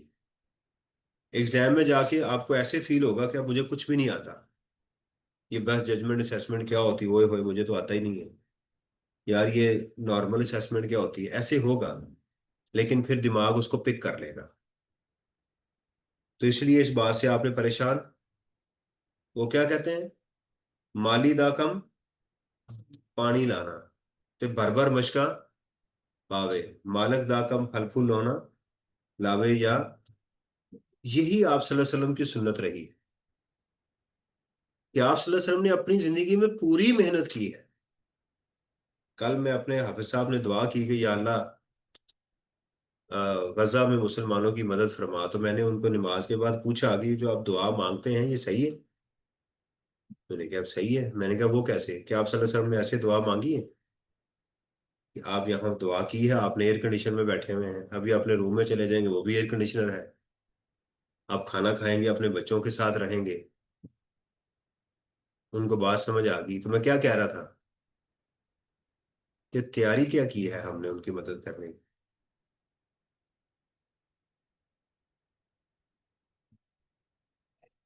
क्या आप पूरी सीरत पढ़ी है आपने? क्या आप सल्लल्लाहु अलैहि वसल्लम, देखें अगर इस बंदे की या मेरे जैसे बंदे की, गुनाहगार आदमी की अल्लाह ने दुआ कबूल करनी है, गजा को कर देना है, तो आप सल्लल्लाहु अलैहि वसल्लम की दुआ नहीं कबूल होनी थी? मेरी दुआ और आप सल्लल्लाहु अलैहि वसल्लम की दुआ में फर्क समझ रहे हैं? तो क्या ये वाला टूल उनके पास नहीं था, दुआ वाला? तो ऐसा हुआ कि जनाब कुफार आ गए हैं और आप सल्लल्लाहु अलैहि वसल्लम के भी सारे सहाबा करम को कहा बैठ जाओ, लाइटें बंद कर दो। हमारा माहौल यही होता है ना 27वीं में। और मौलवी दिल तेरे की रवा रहा होता है, रोई जा रहे होते हैं लोग, वो कहते हैं यार बड़ी आज रूहानियत पैदा हुई है, जनाब मौलवी साहब ने बड़ा रवाया, फलस्तीन के ऊपर बात की है, कश्मीर के ऊपर बात की है। ऐसे ही होता है ना। वो कुछ औरतें भी मौलवियों को बुला लेती हैं, वो माओ के ऊपर वो बात करते हैं जनाब, वो मदनी जैसे लोग जो होते हैं, माल लटोरते हैं, उसके बाद चल भाई वो गया। तो हमें रोने का, हमें लगता है कि रोने से मसला हल हो जाएगा। भाई कोई एक जंग में भी आप सल्लल्लाहु अलैहि वसल्लम ने ऐसे किया है, मुझे आप बताए, बताए ना। कभी आपने वाकया ऐसे सुना? जंगे ओहद हुई, जंगे खंदक में क्या हुआ? नबी अजीम हस्ती है, मदीना जहां बैठे हुए अजीम हस्ती है, जिब्राइल अमीन आते हैं, अल्लाह ताला की जात के साथ कनेक्शन डेवलप है। पता चला कि कुफार बाहर आके बैठ गए हैं, कहते लो भी हाथ उठाएं, कहते या अल्लाह इनको गर्क कर दे, तबाह कर दे, ये ओहद का पहाड़ इनके ऊपर गिरा दे जिसके ऊपर ये बैठे हुए हैं, इनके ऊपर आंधियां चला दे। बताए ना। मेरा आपसे सवाल है, क्या आप सल्लल्लाहु अलैहि वसल्लम दुआ मांगते तो रद्द होनी थी? क्या कहा उम्मत को? बुलाया, यार क्या करें इनका, इतनी सारे वो सारे ही आ गए हैं। अहजाब कहते हैं पीडीएम को,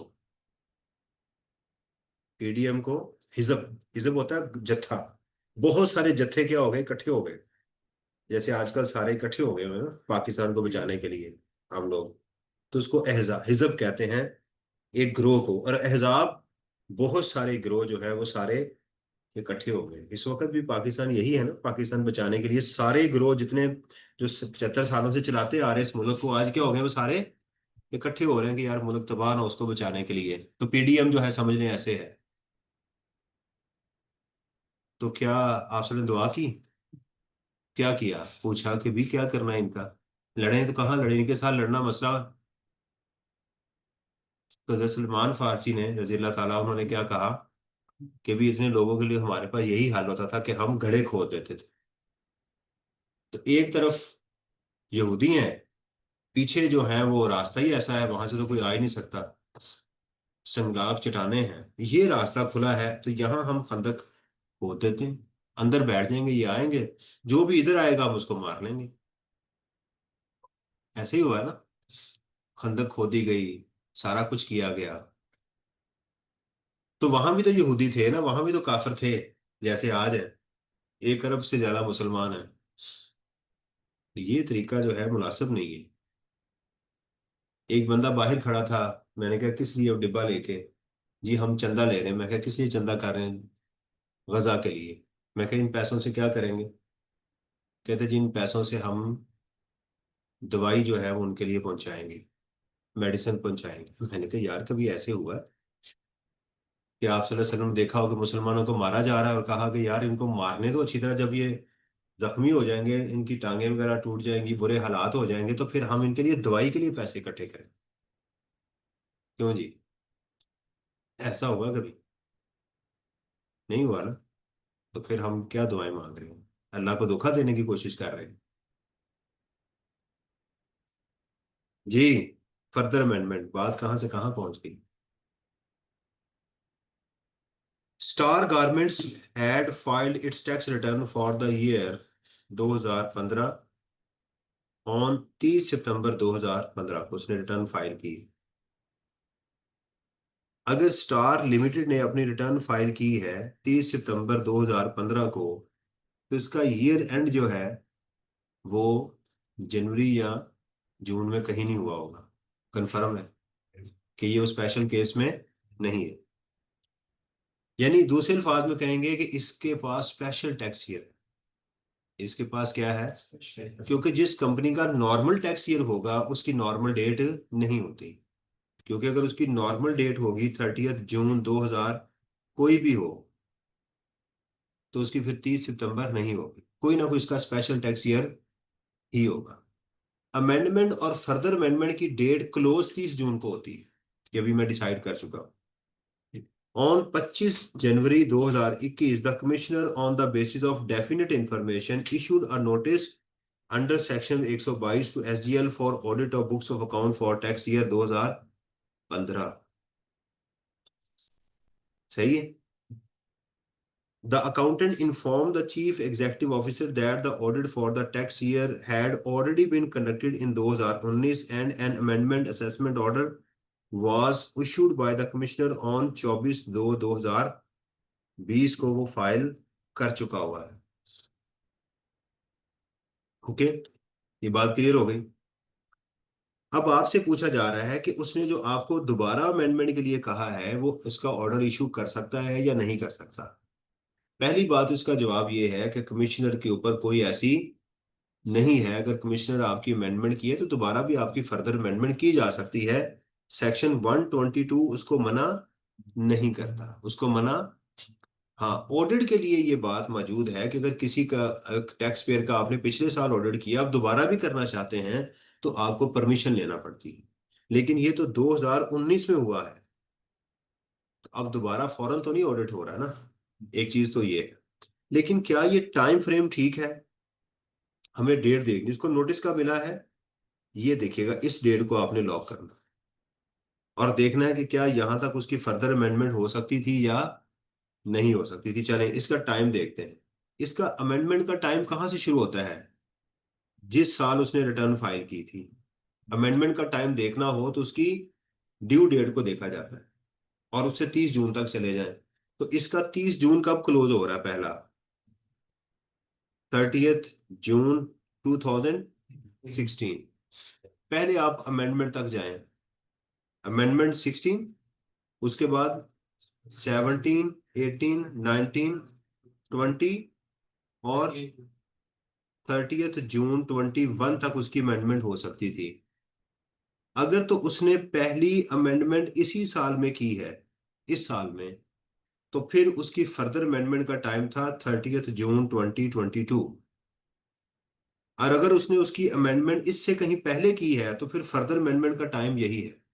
ये बात समझ आ रही? अगर जो लास्ट डेट होती है ना अमेंडमेंट की, उस फाइनेंशियल ईयर में अगर पहली अमेंडमेंट की जाए तो फर्दर अमेंडमेंट का टाइम मजीद 1 साल बढ़ जाता है। और अगर अमेंडमेंट इससे पहले की जाए, पहली अमेंडमेंट आखिरी साल से पहले की जाए, तो फिर फर्दर अमेंडमेंट में मजीद टाइम आपको नहीं मिलता, वो ओरिजिनल टाइम ही रहता है। समझ तो नहीं है कि नहीं? आ गई।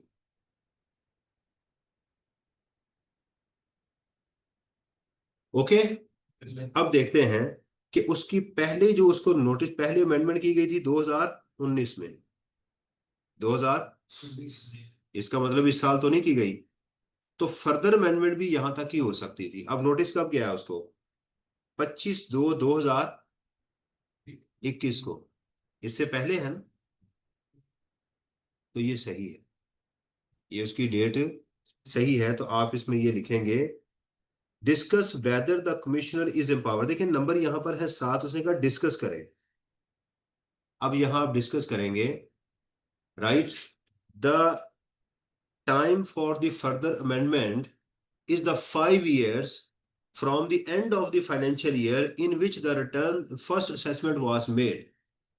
और वो आपने डेट कौन सी बता दी है? 30 जून 2016। और 1 year from the first assessment, first amendment. और फर्स्ट अमेंडमेंट कब हुई? 2019 में। यानी 30, पहला टाइम क्या था? 30 जून 2021 फर्दर अमेंडमेंट में, और दूसरा टाइम क्या है? 30 जून 2020। विच एवरेज लेटर ये डेट बनती है। यानी जब आपने अमेंडमेंट की उससे एक साल आगे चले जाए, 2019 में आया ना आपको अमेंडमेंट, तो उससे एक साल आगे क्या बनती है? 30 जून 2020।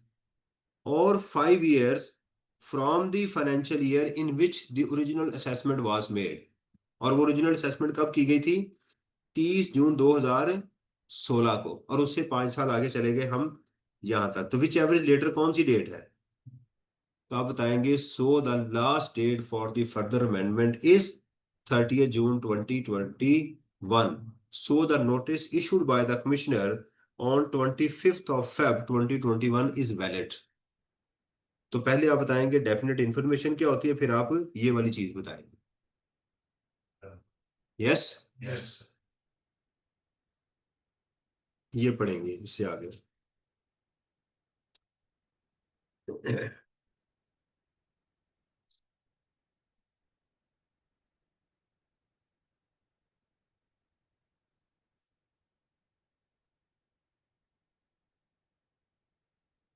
ये अवैस किस में लिख सकते हैं? आपका एक क्वेश्चन है, इसने पूछा जी किस में लिख सकते हैं?